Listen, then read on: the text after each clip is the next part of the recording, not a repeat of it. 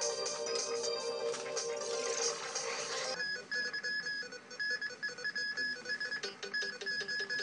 唔到嗰首歌聽。4個香港遊客喺新西蘭遇到車禍，3死1傷。哎呀，犀利！學聯話寫信俾董建華，要求協助安排同處理政改嘅中央官員對話。市建局會用10億喺觀塘恆安街展開需求主導重建計劃，但係預計會虧蝕。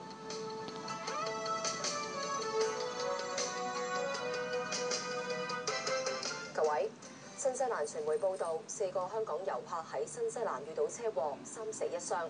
入境處話已經聯絡當事人嘅家屬，提供可行嘅協助。載住4個港人嘅私家車喺車禍之後成架反轉，4輪朝天。車上面60歲譯音姓陳嘅男司機同後座2個分別61同56歲嘅女乘客當場死亡，而前座一個59歲男人受傷，由直升機送去醫院，依家情況穩定。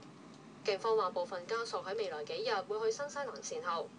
新西蘭先驅報報導，4個人尋日下晝喺新西蘭南島奧塔哥揸住租用嘅私家車自駕遊，駛到去一條公路嘅時候同貨車相撞，貨車司機就冇受傷。報道話，事發路段時速限制喺100公里，貨車留喺地上面嘅車胎痕有大約50米長，但未知車禍會唔會係有人超速導致。無線電視記者阮明珠報導。佔領行動持續41日，而家金鐘、旺角等地區繼續有市民佔據馬路。學聯計劃今日正式去信全國政協副主席董建華，要求協助安排同處理政改嘅中央官員對話。學聯話上京並唔係為咗俾人拉挑起民憤，而係要反映港人對政改以至一國兩制嘅睇法。學聯同特區政府就政改對話之後，政府提出向北京交民情報告，學聯就直接要求親自見北京官員。上京人選名單有待確定，不過一定會包括秘書長周永康同常務秘書鍾耀華。我哋唔認同，即係其實上去係為咗挑機，或者為咗挑人，係為咗即係搏俾人拉，然之後企更加大嘅民情。我相信呢個唔係即係去北京希望官員對話嘅目的。大家嗰個互動方式啦，即係並唔係再話純粹就係以同本地嘅工商界結為盟友咁樣嘅管治方式運行，而係真係同普遍香港人結為盟友去運行成個香港管治方式。咁呢個係一國兩制，其實而家香港人期望嘅一個發展方向嚟嘅。如果唔認同工商界代表部分港人聲音，咁咩人先能夠代表香港人呢？呢個就需要個制度上面改變。最具體嘅咧就係話要俾一個即係要香港進行一個民主嘅制度嘅改革，代表我哋嘅特首或者我哋代表我哋嘅即係政要咧，就能夠了解到民情，然之後咧就將我哋民情咧同呢一個北京咧去做一出良性互動。不過現時學聯代表要求同中央直接對話，被指唔合規格。學聯代表承認，由最初打算喺亞太經合組織會議期間硬闖，喺聽取各方意見之後，改為先請董建華協助安排上京。咁好多人都會覺得直接北上未必可以成行喎，你嗰個安排或者呢個行程唔合規格喎。咁反過嚟解讀嘅話，係咪即係如果係有一個合規格嘅行程，係咪就可以會見到即係你或者中央官員咧？其實董建華先生都希望解決到當下嘅政治爭議嘅話，咁其實揾董建華先生佢作為一個橋梁。學聯希望同處理香港政改嘅官員，人大委員長張德江或者人大常委會副秘書長李飛見面，指如果中央唔能夠回應香港訴求，雨傘運動會持續到出年7日。無線電視記者鄭思婷報導。財政司司長曾俊華舊年出席地區諮詢會嘅時候，俾示威者用雞蛋掟中，案件喺東區裁判法院審訊。被告社民連秘書長陳德章否認一項普通襲擊罪，裁判官押後到下個星期5裁決。財政司司長曾俊華以證人身份到東區裁判法院作供嘅時候，被要求按法庭程序出示身份證同宣誓，但佢話唔記得帶身份證，裁判官話會容後處理，之後有助理幫佢由車上攞身份證到法庭。庭上播出無線新聞片段，控罪指被告社民連秘書長陳德章舊年12月7號喺北角嘅施政報告同財政預算案地區諮詢會上，喺行政長官梁振英發言期間，涉嫌連續掟出2隻雞蛋，其中一隻掟中曾俊華嘅額頭。曾俊華作供嘅時候話，右眼近太陽穴位置被彈擊中，感到有痛楚，件衫整污糟咗，之後就到後台休息大約10幾分鐘。佢話唔知道係邊個掟雞蛋，亦都唔認識案中被告。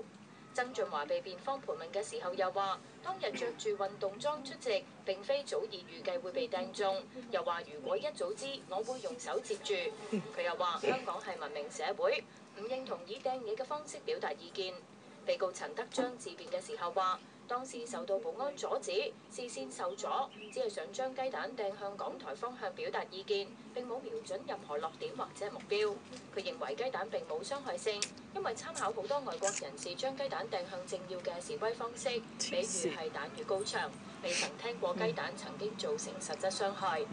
無線電視記者譚詠琪報導。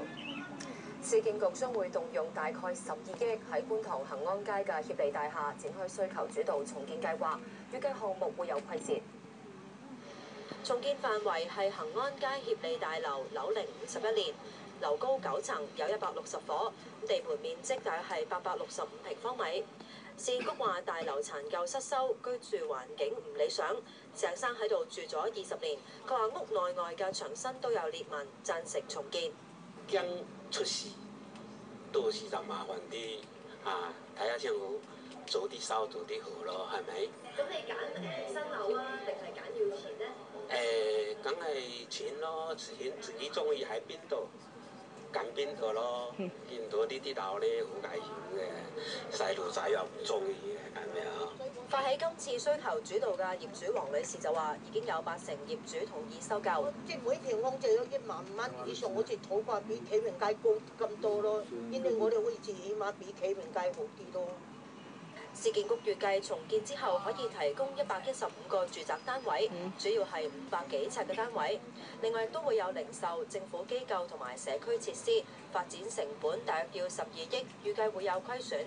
而家已經用嘅地積比係非常之高，到重建嘅時候，我哋可以用嘅剩餘地積比咧係唔多嘅。另外大家都知道啦，而家咧係建築成本係非常之高昂，同埋咧發展商投標嘅意欲亦都唔係咁高。補償方面，自住嘅業主可以獲以同區7年樓齡尺價計算嘅現金補償，而5樓以下嘅業主亦都可以揀淨係喺啟德起緊嘅一棟大廈嚟樓換樓。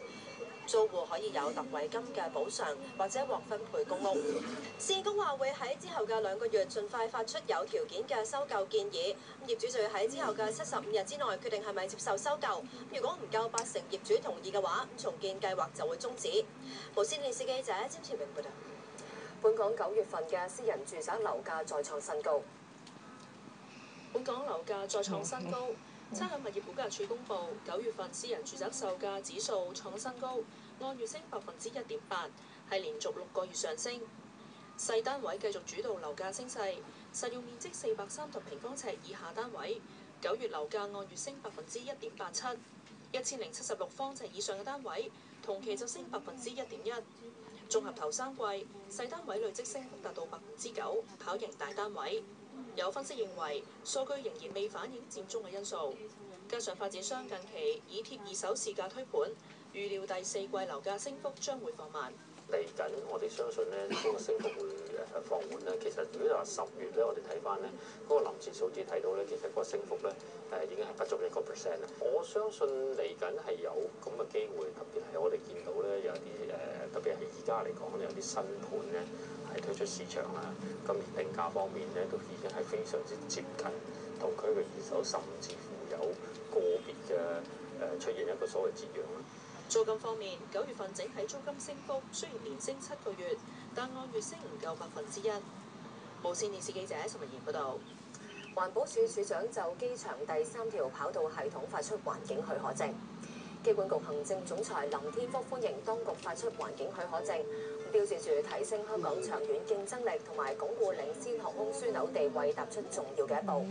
機管局正審視成本估算同埋相關嘅融資安排，下一階段就會就有關嘅計劃向政府提交建議。又話機管局將會推展環評報告裏邊承諾嘅海岸公園建議，並且會制定同埋斥資成立海洋生態保育計劃。中華白海豚係重點嘅保育目標。正喺北京訪問嘅日本國家安全保障局局長谷內正太郎同國務委員楊潔篪會面。共同社報道，中日領導人可能唔會喺亞太經合組織峰會期間會談。共同社報道，日本國家安全保障局局長谷內正太郎星期四喺北京同國務委員楊潔篪會面，雙方圍繞中日關係交換意見。外界一直關注國家主席習近平同日本首相安倍晉三會唔會趁下個星期亞太經合組織領導人非正式會議舉行首腦會談。大共同社引述中日關係消息人士報道，兩個人可能唔會喺峰會期間會談。日本內閣官房長官菅義偉日前話仍然未確定係咪會談，話日中對地區和平繁榮有責任，呼籲習近平舉行首腦會談，處理一啲未解決嘅問題。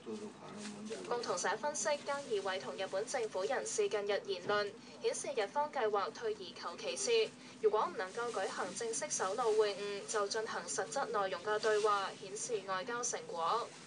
安倍晉三近幾個月嚟反覆向中方建議舉行首腦會談，安倍希望無條件進行會談，但係中國要求日本喺參拜靖國神社同釣魚台問題上讓步。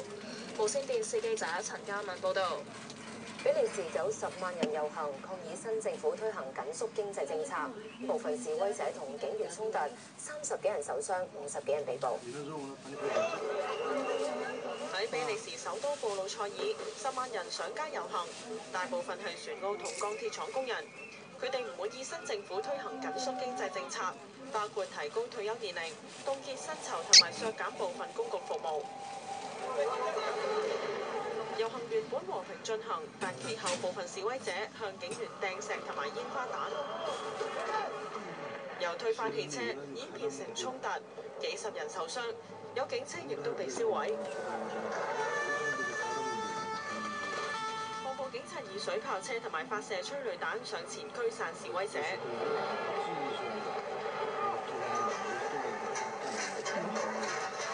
雙方爆發衝突，警方拘捕幾十個示威者。直升機亦都喺上空盤旋監察。工會批評上台只有1個月嘅中間偏右執政聯盟，政策傾向財團，漠視基層同埋失業人士困境。警告若果政府唔正視訴求，下個月就會發動全國大罷工。比利時政府話有需要推行緊縮政策，令到財政赤字控制喺歐盟規定範圍內。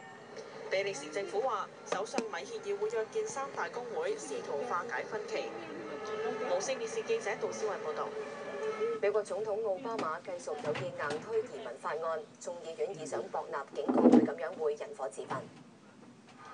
美國中期選舉民主黨慘敗之後，總統奧巴馬承諾會喺餘下2年任期尋求同國會合作，但奧巴馬隨後又強調會堅持喺年底前頒布行政命令推動移民法案，容許喺美國嘅非法移民喺符合條件之下攞到公民資格，仲話預料會喺國會受到阻撓。Whatever executive actions that I take